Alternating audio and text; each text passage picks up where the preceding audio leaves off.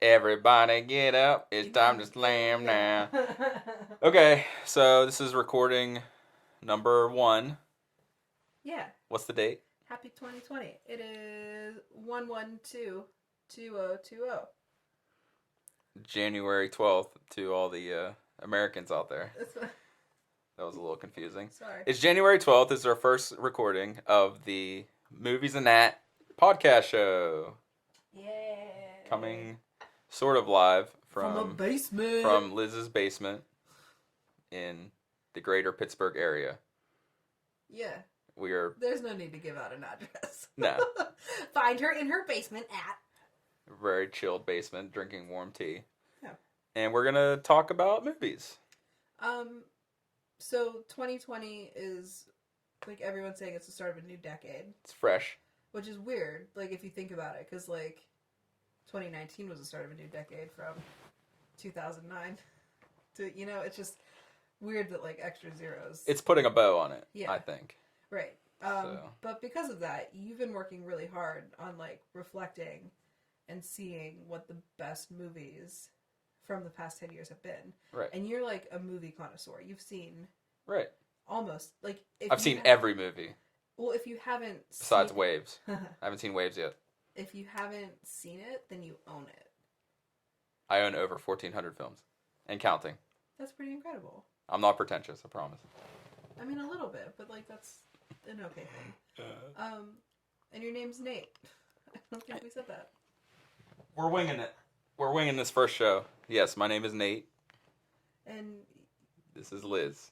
Yeah, I'm Liz. Opposite of Nate. What is opposite of Sitting Nate? Opposite of Nate is Liz. Yeah, I think that's pretty incredible. Like, you really put yourself to task and, like, spent a long time, like, reflecting on all of the movies that you've seen in the past 10 years. Yeah, I would say probably the end weeks of November. Probably, like, post Thanksgiving, and all of December was almost dedicated to compiling this list. Yeah.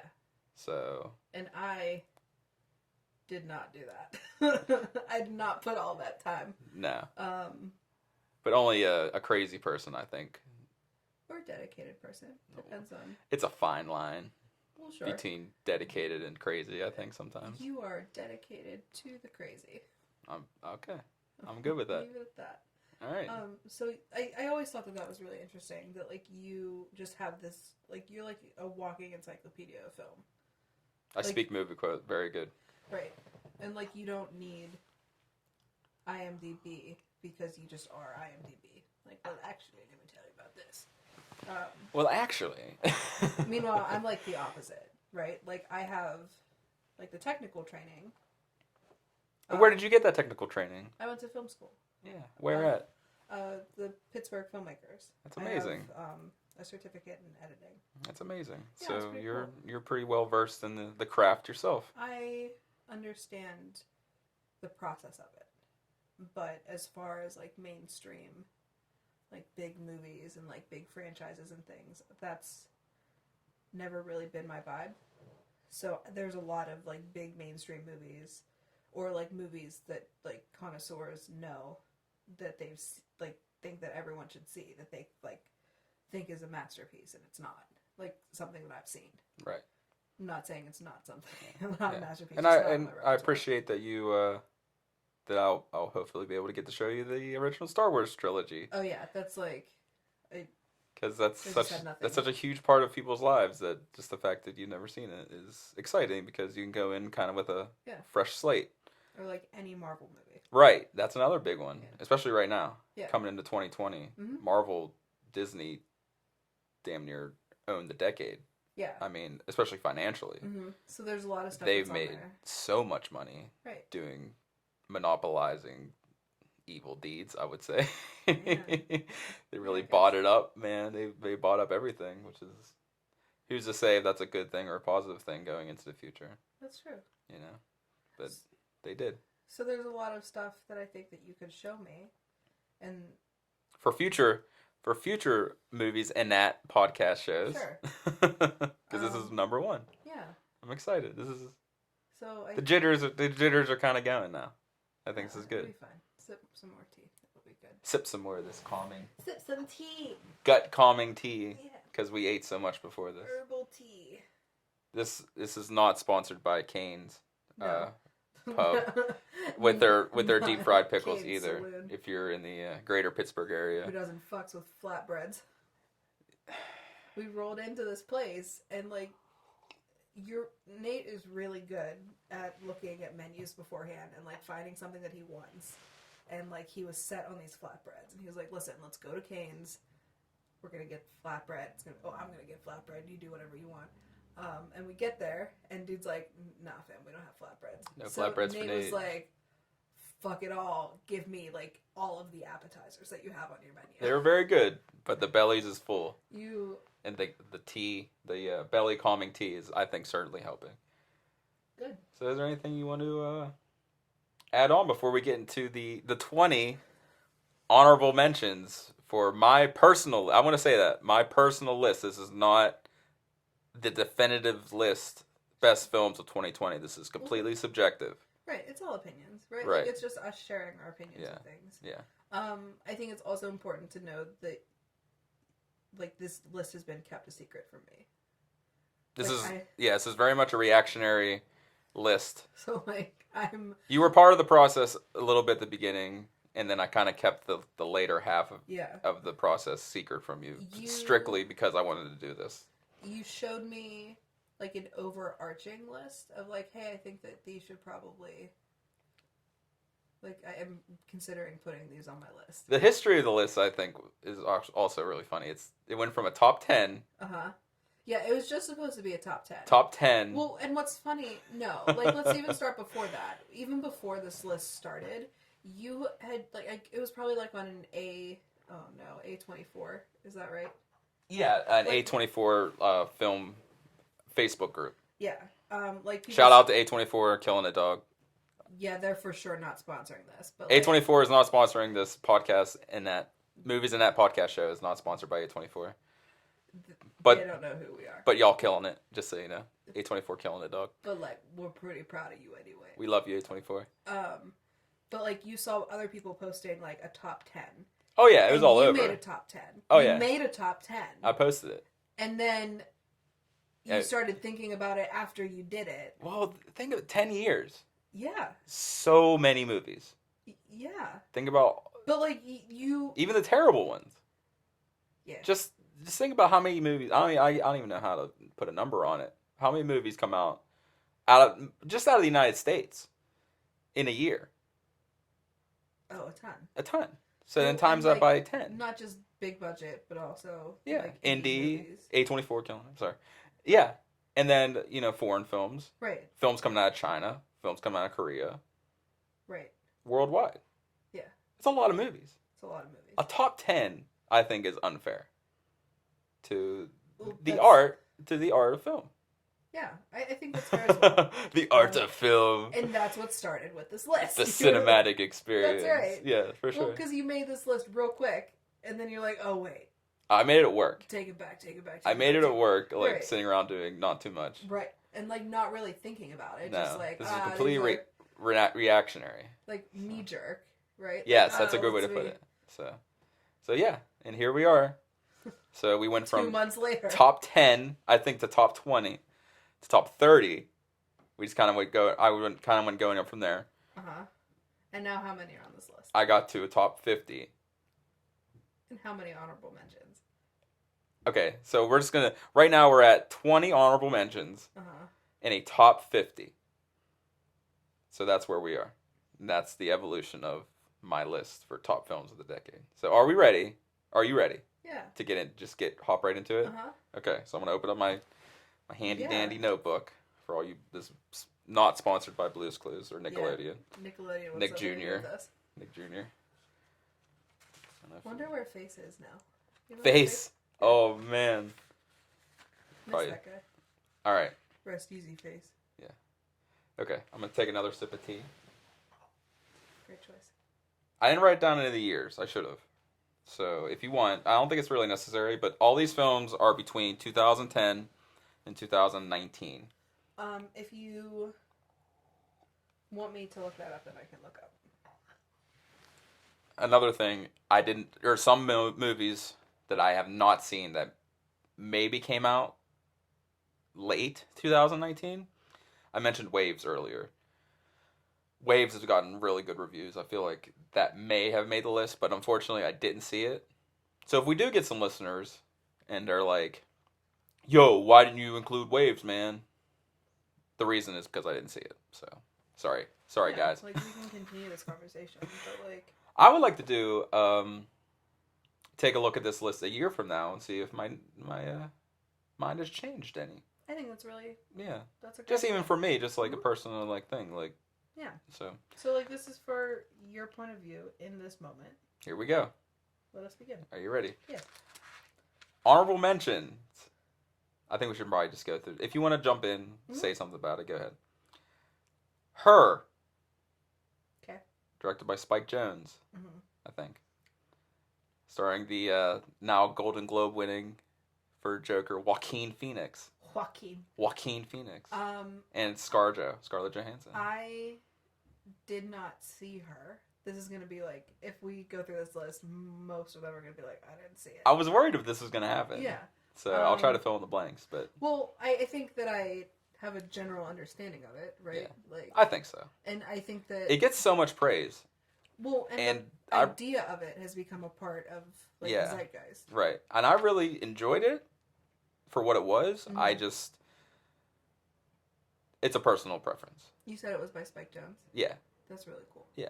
Like, I enjoy really, Spike Jonze. I like his directing style. His, being John Malkovich and, Adaptation, I'm pretty sure. I think he did Adaptation. Another Charlie Kaufman joint. Big fan of Charlie Kaufman. Okay, so let's move on. Because these are our only honorable mentions. Yeah, this is going to be long. The Shape of Water. Okay. Did you see The Shape of Water? No. No? Okay, we'll move on. It's about a fish that really likes eggs, right? Guillermo del Toro. Yeah. Excellent creature design. Cool. Great movie. It's almost like a fairy tale. Probably I think his second best after Pan's Labyrinth. Chick fucks a fish, right? Is that... So, essentially. Okay. Yeah, spoilers. Cool. Let's try to keep it spoiler-free. Oh, sorry. But this is okay. I've never seen it. It's so, okay. Like, the fact that I know that. Sorry, I actually gave the spoiler away. A Ghost Story. A24 joint. Burning. Korean joint. Burning. Baby Driver. Really? Honorable mention. Okay. I really love the editing style. The incorporation of music. I think the lead... I can't remember his name. The lead actor, I think was good, but I don't think he's like the prototype leading man. So I think that was kind of lacking. Ansel Elgort? Yeah. I thought it was really interesting because dude didn't talk. So like he had to do a ton of, right? Like he didn't talk for most of the movie. He was pretty reserved. I think the chemistry between him and the female lead wasn't all there, but enough, enough action, enough good editing. Edgar Wright, it just makes such good movies. Yeah, that's fair. The Shaun of the Dead, World's End, Hot Fuzz trilogy. Right. It's so much fun. Yeah. I would love to include those. I don't think any of those were made in this decade, but anyways. Enemy, a Denis Villeneuve film starring Jake Gyllenhaal. Really good. Really like kind of like a mind bender. Okay. I guess you maybe never seen that. The Babadook. Fuck yeah. I think The Babadook kicked off a trend of, I like to call, I've heard this term, I did not make this term up, elevated horror. Okay. Where in a sense, like, breaking away from slashers, breaking away from the Conjuring type, right? Emotional ghost stories. Yeah, more not on surface level horror, something a little more to say. Yeah. Than just jump scares and lots of metaphor in there. Yeah, and I think it was a sofa. Yeah. Too much movement on the sofa. We'll see if it fixes it. All right, now here's, I think, okay. Get Out, number 13 on honorable mentions. I love Get Out. Honorable mentions. Honorable mentions. Make it in the top 50. No, not for me. Okay. And I'll tell you why. I think it's going to be a little controversial. I liked it. I thought it was good. I thought it was almost a good I thought it was a great satire for African Americans in America. Living with that. I think the movie looks great. Mm-hmm. Yeah, visually it's stunning. I think there's a few shots that are perfect. I can think of a few shots that were just perfectly shot. Whatever. I can't think of the cinematography. No, just like the angle. Yeah, centered. Okay. Just proportionate. With the rest of the scenery. Right. I think my biggest problem with it, and like I said, it's completely subjective, is that the fan base blew up this movie, I think, so much. And when I watch it, I think this is a good horror film. You got the hype before you got the actual movie. Yeah, and I understand. Yeah, and I may be a little. I can't think of the word to say. I really liked it. I did, and I think it was better than Us. And I think it was a really good debut feature by Jordan Peele, and I'm really excited to see what else he does. Yeah, this was actually one that I didn't hear reviews of before I got to watch it, so I got to see it before everything else came out. Because most movies come out a week early in Korea. Okay. I lived in Korea for 4 years. Yeah, that's great. I try not to talk about it. But while I was over there, like any kind of movie that came out would have to come out beforehand, because there's a problem in Korea that, like, that's where most of these stolen videos come from. They're on like Put Lockers and stuff. Right. So like they just try to put it out beforehand. Yeah. So I did get to see that before reviews came out in the U.S. But okay, so that was 13. That was 13. Honorable mention. Okay. That's a good place for it. I think so. And I think once we get into the main meat of the list, like I said, I think it's a good movie. There's a lot of big contenders, I think, on this list, and just Get Out for me just doesn't hold that much weight. But it's really good. Speaking of Korea, I Saw the Devil. Hey. Yeah. Okay. Another, kind of like in the I don't want to say the vein, but kind of like going off of like things like Old Boy did, and things like that, crime Korean films that are really getting a lot of attention in America, and I think it's really well deserved. Yeah, it's really interesting to see how they're making some really excellent films over there, and now that more people are coming, they're coming to America, and more people are taking the chance and give them a chance. So I think if you haven't seen I Saw the Devil, definitely give that a go. Korean name is Angmanru Baltada. Oh damn! Is that the director, or is that the name of the title? Like in Korean. Okay. Angmanru Baltada. Okay. Awesome. Yeah, a little Korean input there. There you go. A Coen Brothers movie went straight to Netflix. The Ballad of Buster Scruggs. Okay. I think that was really good. I think it looked great, and it had a lot of good music. And yeah, just like a unique Western, like a unique take on the Western genre. That came out more recently. Right? Yeah, like past few years. 2018 maybe. 2018, you think? Yeah, I think I like the way that was cut together. Yeah. And the way that all of these different stories kind of intertwine. Yeah, I agree. Gone Girl. David Fincher. Did you see Gone Girl? Yeah. How'd you feel about it? I think that Neil Patrick Harris plays a straight guy so well. But like him just like getting his dick chopped off, that was... Oh! Was that a spoiler? That's a spoiler! Sorry. Really bad at that. It's okay. We'll just do spoilers, slight spoilers, potentially. We'll just... Be ready. Just be ready for them. I feel like if someone is listening to this, then like... I really liked Gone Girl. I think my biggest problem for me was rewatchability. I think. Because you already knew. Cause, yeah, there's a twist, and it's an excellent twist. Especially if you haven't read the novel either. I guess if you read the novel, then you know. So like that was a really weird thing for me, like because I did read Gillian Flynn's book, and it's pretty good, pretty spot on. Yeah. I thought that the visualization was great. The color scheme of that movie was incredible. They did a great color scheming. Yeah. Especially with said Neil Patrick Harris scene, I thought that scene especially was just like brutal. Yeah. Like one of the more, even the way it was shot, it cuts in and out. Very stressful, very anxiety. Yeah, absolutely. Yeah. The editing was really good on that movie. Rosamund Pike played the Gone Girl. Ben Affleck. I think Ben Affleck's come a long way. I feel like this was the best role that Ben Affleck could have for himself.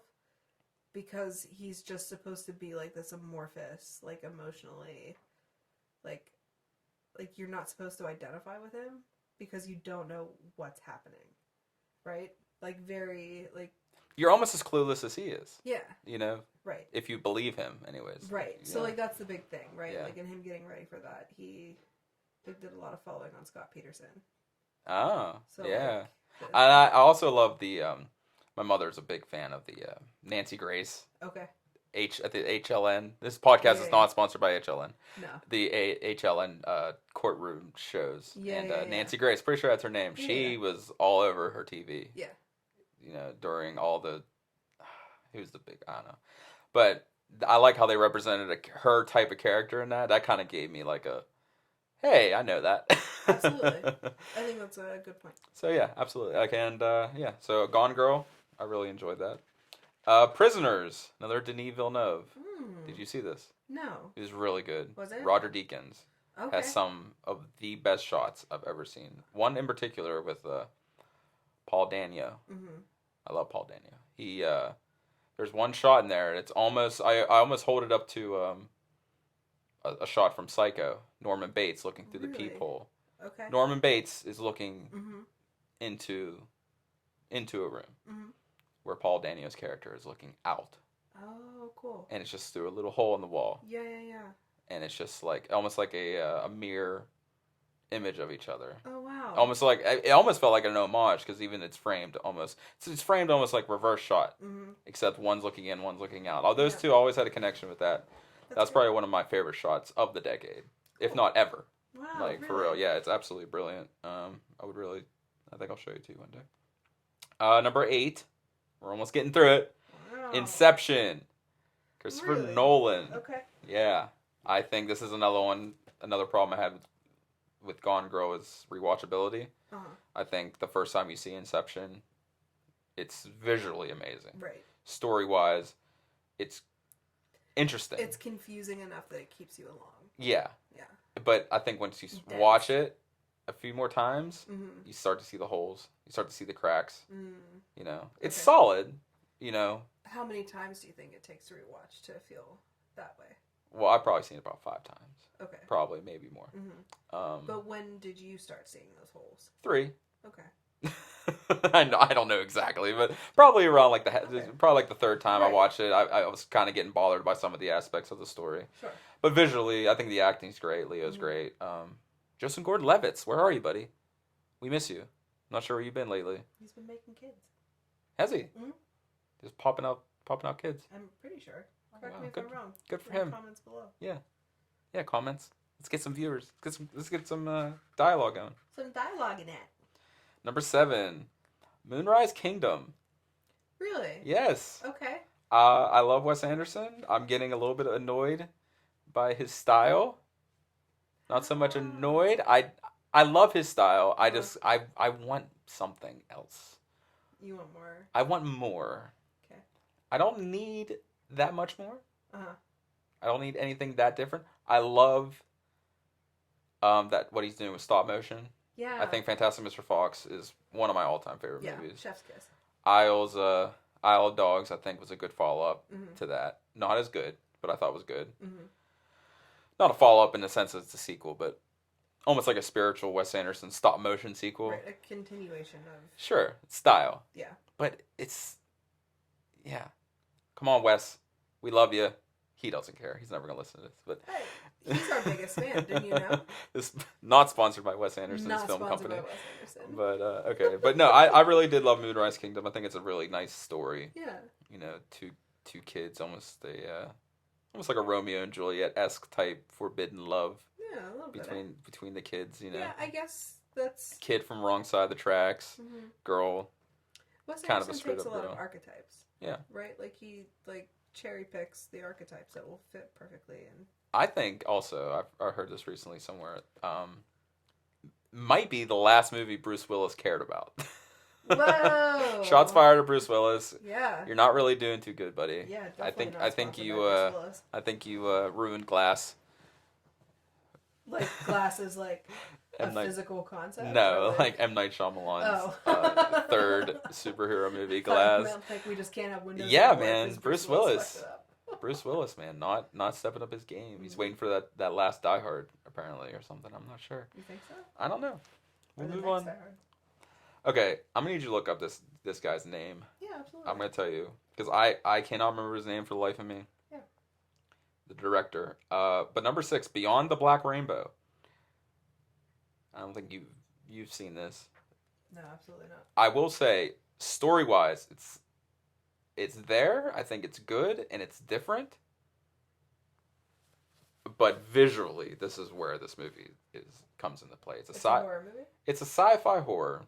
Okay. Psychological sci-fi horror. Panos Kos... I can't help you. Look up the director for Beyond the Black Rainbow. Cosmatos, maybe. Panos Cosmatos. Excellent filmmaker. Is this a Greek film? I'm not sure where he comes from. It's in English. Oh, it's in English? Okay. It's in English. Sure if it was... Sci-fi horror. One of the best soundtracks. I listen to the soundtrack all the time. Really? I love it. It's a I don't want to say techno, but it has that ambience Nice. sound to it. Really atmospheric, really sets the tone for the movie. Visually, like I said, this movie just has a lot of excellent shots. You can see where he kind of pays homage to 2001 in a few scenes. Nice. But yeah, I really recommend it.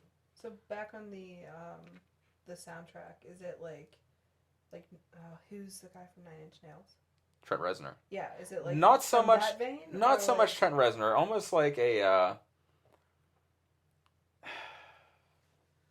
sort of. I can give you that a little bit like or Trent like Reznor. Inspired? Maybe. Like that would make sense. It's hard to say. It's just it has like a futuristic type feel. Nice. Almost like a futuristic but throwback. Okay. If that makes any sense. Yeah. Like kind of like a Stranger Things type vibe. Sure. Where it seems to be made on electronic type instruments, but it kind of has that throwback style. Cool. So yeah, I think the movie does take place during the 80s, so maybe that is on purpose. Okay. But yeah, like I said, visually, I think it's one of the better looking films I've seen in a long time. Nice. Okay, so number 5, Leave No Trace. Did you see this? I don't think so. Okay, this is. Isn't You're gonna kill me. Look it up. Okay. I should have did more for notes for this. No. This was.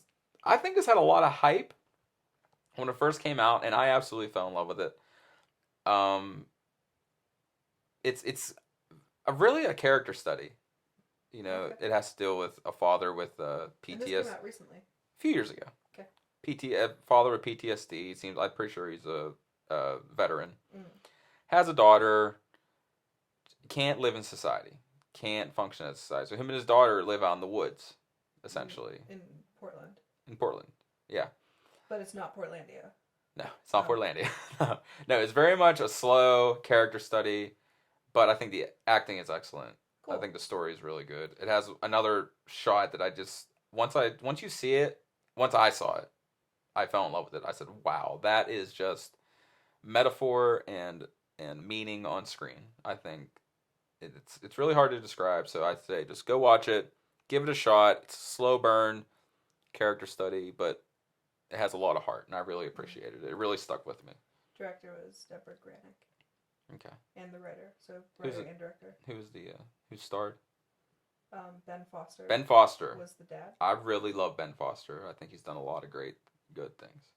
And Tomasin McKenzie. Yeah, Isabella? she's coming up in or I saw her in a movie recently, The King, on Netflix. The King's Speech? No, The King. Oh. It's about Henry the something. It was okay. It was pretty good. Didn't make my list. She was also in Jojo Rabbit, who I'm sure was Oh, on with, your list. I didn't see Jojo Rabbit. Taika Waititi. Taika Waititi. Taika Waititi. I heard good things, but no, that's another one that did not make the list strictly because I didn't see it. Number 4, from your favorite director, Django Unchained. All right. We're not going to get into that. Django Unchained. But Django Unchained. I love Django Unchained.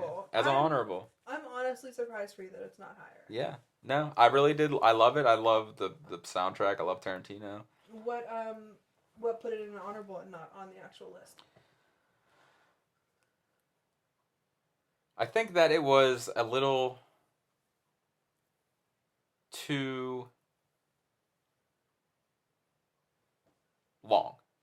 Okay. Truthfully, I think that's probably my biggest gripe.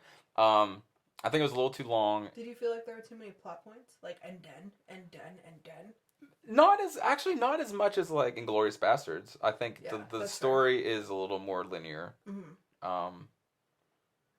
But I think that it's an enjoyable film. I really loved it. I don't mind the violence. I don't mind the action. I don't mind the language. Mm-hmm. I just think, like, with the top 50 I got coming up, 50 of these, this is gonna take forever. We'll blaze through it. That I just didn't think it made. I think there's better films. I think there were better films in the decade, for sure. But I think that probably, like, that took a lot of work from you to. Oh, it was up there for a long time. I know. I had to do a little reflection about it. Yeah. All right. So top 3 honorable mentions: 3 Billboards Outside Ebbing, Missouri. Okay.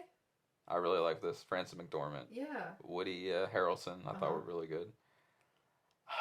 Who's the other guy? Let's look it up. Yeah. Frances McDormand is one of my favorites. Is it Frances McDormand? I said McDormand. Doesn't matter. I don't know. Let's. Yeah. Now that I think about it out loud. I love her though. What? Yeah, she's. In this one especially, I think she really nailed it. I think she kicked ass. I am always excited to see her leading something. Yeah. Because she is such a good supporting character, right? Like supporting actress in your favorite movie. She is in my favorite movie.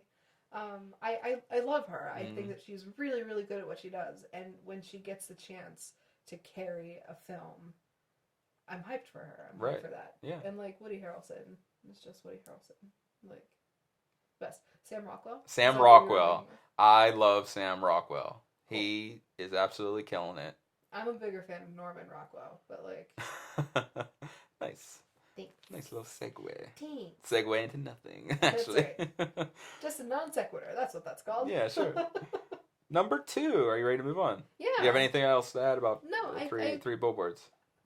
I'm surprised. How you feeling about these honorable mentions? So we got 2 left. Well, let's hear the last 2. Okay, last 2. We'll get through them. Hell or High Water. Okay. Also starring Ben Foster and who's Miley Cyrus's ex-husband's brother? Some kind of Hemsworth. One of the Hemsworths.